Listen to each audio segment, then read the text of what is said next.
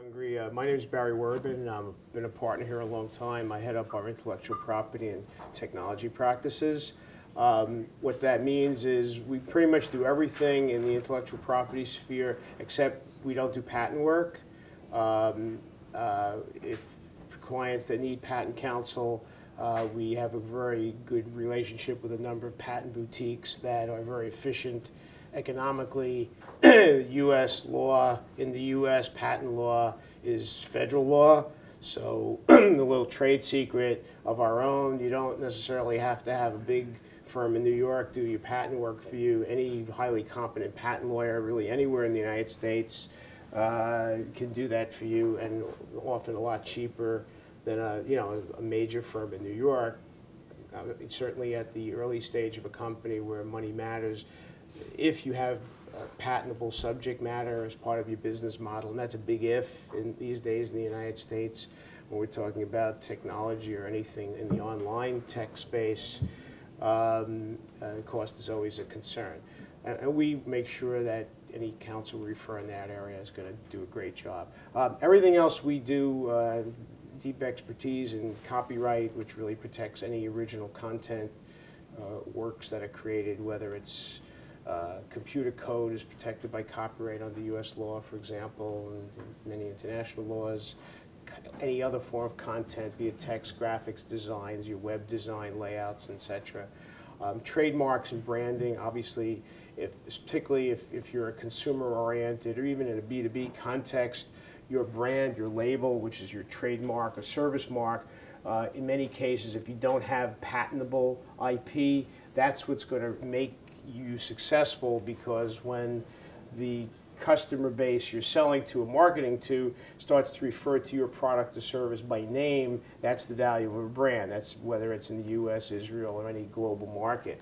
If you have an established business in Israel and you're looking to expand and bring it to the U.S., you can't assume that that brand, that trademark you use in Israel is necessarily going to be available here.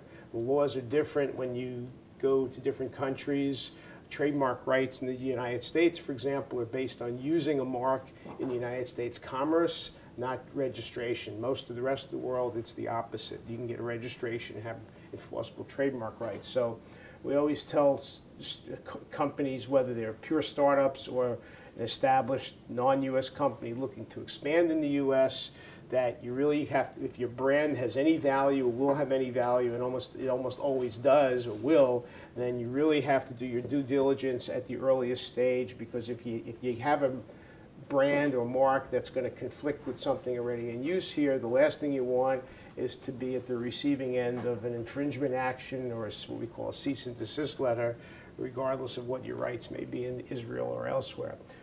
Another big part of what we do, or what I do, is software development and licensing, including enterprise, SaaS software in the cloud. It goes through different, 15 years ago, it was, SaaS computing or software as a service, and now everyone calls it cloud computing. But just variations on a theme. Do a lot of website development, e-commerce issues in the United States, and we work with counsel all over the world in some of these issues as well. Trade secret protection is a big part of this as well. A few quick pointers. The earliest stage of your company, it's important to identify what intellectual property you have that may be protectable. And particularly where it's other than one individual, if you have partners, no matter how great that marriage is going into it, things can happen. And it does happen. Marriage is like a domestic marriage can fall apart, a business partnership and marriage can fall apart. So when you're forming the company or you're creating a new, let's say, a subsidiary, whether it's US-based or an offshore entity, the agreement among those partners as to what's going to happen to that intellectual property, whatever it is, how many buckets it falls in, if something goes wrong, whether there's a business divorce, so to speak, where one buys out the other or one leaves, you have a falling out, or worst case, the business fails, there's a bankruptcy, creditors come after you. You want to try to, if that intellectual property has independent value and can survive the collapse of the company and maybe repurposed someplace else. You want to make sure that can get out, and who then owns it, who can control it. These are not easy things to always address, but it's much easier to address them when you're friendly at the beginning rather than at the end when you're all fighting. And the last thing you want is for your creditors to be able to just take IP if sometimes that's the only value left in a company if it fails. So sometimes we often recommend, particularly if you're a company that's operating in outside the U.S. in different jurisdictions, to have what we call a holding company, which basically is like a parent company that holds the intellectual property rights and then licenses the rights to one or more of its operating subsidiaries. So you might have an operating subsidiary in Israel, you might have one in the U.S.